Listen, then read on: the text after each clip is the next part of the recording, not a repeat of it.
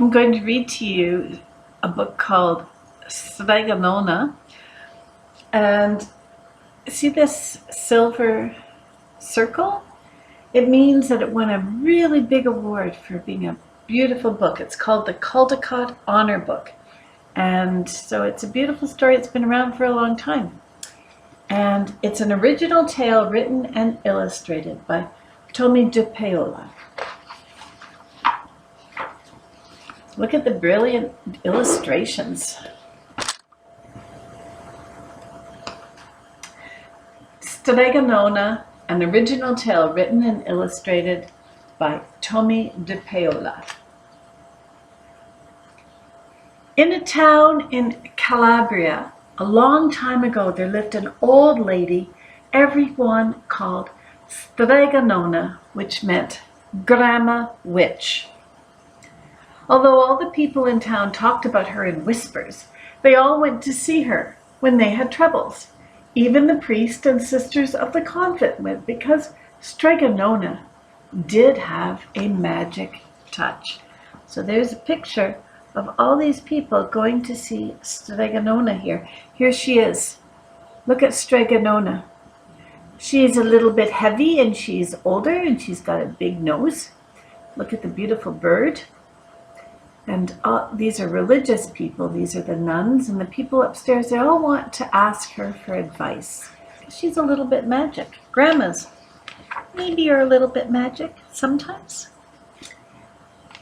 She could cure a headache with oil and water and a hairpin. Pretty amazing. She made special potions for girls who wanted husbands. And she was very good at getting rid of warts.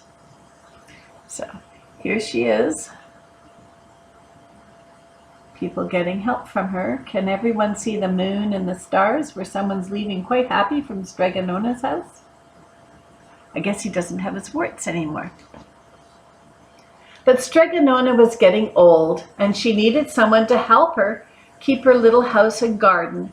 So she put a sign in the town square. So here she is. She's putting a sign in the town square so that she can get some help, because when grandmas get older, they need you to help them. Turn the page.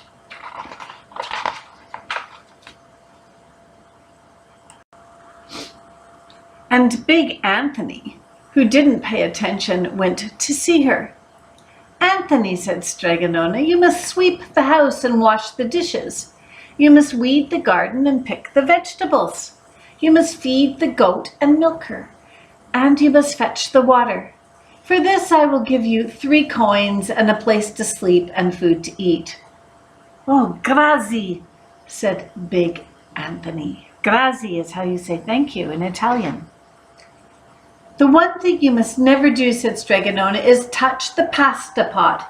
It's very valuable, and I don't let anybody touch it." "Oh, see, yes," said Big Anthony. There's Big Anthony. He's going to help. He didn't know how much work it was going to be to help his Grandma Witch. And so the days went by. Big Anthony did his work, and Strega Nona met with the people who came to see her for headaches and husbands and warts. Big Anthony had a nice bed to sleep in next to the goat shed, and he had food to eat. And here, Big Anthony is doing his work. He's carrying some of the food. He's digging in the garden. Oh, look at the bunny and the goat. He's about to milk the goat. That's a stool, especially for milking goats. And so, as the days went by, Big Anthony did his work, and Strega Nona met with the people who came to see her for headaches and husbands and warts. Big Anthony had a nice bed to sleep in. I think I already read that. One evening, when Big Anthony was milking the goat, he heard Strega Nona singing. Peeking in the window, he saw Strega Nona standing over the pasta pot. Wonder what she's making. Maybe pasta. She sang, "Bubble, bubble, pasta pot, Boil me some pasta, nice and hot. I'm hungry and it's fine. It's time to sup. Boil enough pasta to fill me up. And the pasta pot bubbled and boiled and was suddenly filled with steaming hot pasta. Then Strega Nona sang, "Enough, enough, pasta pot, I have my pasta, nice and hot. So simmer down my pot of clay until I'm hungry another day." "How wonderful," said Big Anthony. "That's a magic pot for sure." And Strega Nona called Big Anthony in for supper. Oh, but too bad for Big Anthony, because he didn't get to see Strega Nona blow 3 kisses into the magic pasta pot. Can you blow 3 kisses with me? 1, 2, 3. Did you do that, Ben? Did you blow 3 kisses? Matilda, did you blow 3 kisses? There. And look, the pasta's all gone after. And this is what happened. The next day, when Big Anthony went to the town square to fetch the water, he told everyone about the pasta pot. And naturally, everyone laughed at him because he sounded so silly, a pot that cooked all by itself. "You'd better go and confess to the priest, Big Anthony," they said. "Such a lie." And Big Anthony was angry, and that wasn't a very good thing to be. "I'll show them," he said to himself. "Someday I'll get the pasta pot and make it cook. And then they'll be sorry." Big Anthony's not happy because everyone thinks he's lying. But I'd be kind of surprised if a pasta pot could really cook itself. That day came sooner than ever, and even Big Anthony could have thought, because 2 days later, Strega Nona said to Big Anthony, "Anthony, I would like to go over to the mountain to the next town to see my friend, Strega Amelia. Sweep the house and weed the garden, feed the goat and milk her, and for your lunch there is bread and cheese in the cupboard.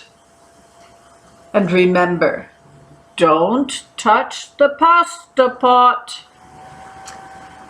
"Oh, yes, yes, Strega Nona," said Big Anthony. But inside he was thinking, "My chance has come." He's thinking, "My chance has come." As soon as Strega Nona was out of sight, Big Anthony went inside, pulled the pasta pot off the shelf, and put it on the floor. "Now let's see if I can remember the words," said Big Anthony, and Big Anthony sang, "Bubble, bubble, pasta pot, boil me some pasta nice and hot. I'm hungry and it's time to sup. Boil enough to fill me up." And sure enough, the pot bubbled and boiled and began to fill up with pasta. Pretty amazing. "Aha!" said Big Anthony, and he ran to the town square, jumped on the fountain, and shouted, "Everyone get forks and plates and platters and bowls, pasta for all at Strega Nona's house. Big Anthony has made magic pasta pot work." Of course, everyone laughed, but ran home to get forks and plates and platters and bowls, and sure enough, when they got to Strega Nona's house, the pasta pot was so full it was beginning to overflow. Look at that pasta pot in the corner there. It's pasta's falling all out of it. All these people are coming with their plates and cutlery to eat the pasta. They're pretty excited. Magic pasta.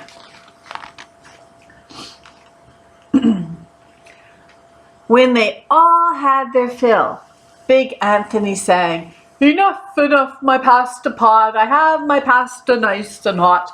So simmer down my pot of clay until I'm hungry another day." But alas, he didn't blow the 3 kisses. He went outside. To the applause of the crowd, Big Anthony took a bow. He was so busy listening to compliments from everyone that he didn't notice the pasta pot was still bubbling and boiling, until a sister from the convent said, "Oh, Big Anthony, look!" And the pasta was pouring out of the pot all over the floor of Strega Nona's house and was coming out the door. Pasta flood. What a mess. Big Anthony rushed in and shouted the magic words again, but the pot kept bubbling. He took the pot off the floor, but pasta kept pouring out from it. Look at that pasta coming all out of the pot. Big Anthony grabbed a cover and put it on the pot, and he sat on it. I think that would be pretty hot on my butt. But the pasta raised the cover, and Big Anthony as well, and spilled on the floor of Strega Nona's house. It's a pasta flood. Oh no, look at this picture. "Stop!" yelled Big Anthony.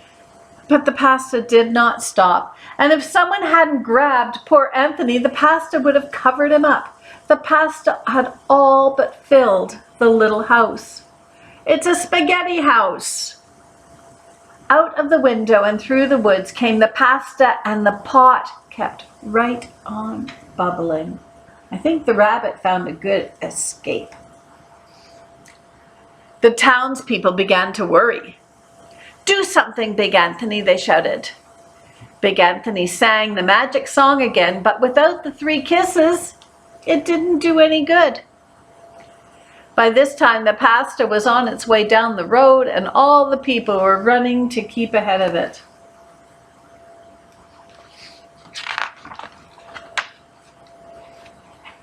"We must protect our town from the pasta," shouted the mayor. "Get mattresses, tables, doors, anything, and make a barricade." But even that didn't work. The pot kept bubbling and the pasta kept coming. Look, the pasta's like a big flood into the town, and everything they're bringing isn't enough to stop the pasta. Imagine all that spaghetti coming all over the place. Look at that. It's a pasta invasion. "We are lost," said the people, and the priest and the sisters of the convent began praying. "The pasta will cover our town," they cried. And it certainly would have said, but had Strega Nona not come down the road, home from her visit, she didn't have to look twice to know what had happened. Oh my goodness, the town is covered in spaghetti. At least they didn't have to go to Safeway. She sang the magic song and blew the 3 kisses, and with a sputter of the pot stopped boiling, and the pasta came to a halt. Let's give the 3 kisses to help. 1, 2, 3. There she is. And the pasta halts. "Oh, grazie, grazie, thank you, Strega Nona," the people cried. But then they turned on poor Big Anthony. "String him up," the men of the town shouted. Oh, they're angry at Big Anthony.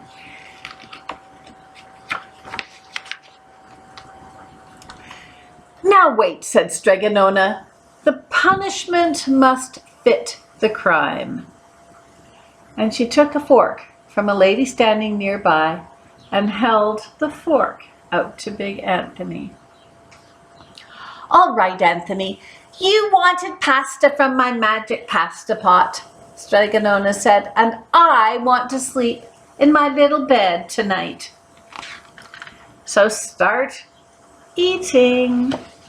Ah, look how much food he has to eat. And he did. Poor big Anthony. Look, he's twirling on his fork. Look at his tummy, it's getting so big because he can't eat that much spaghetti.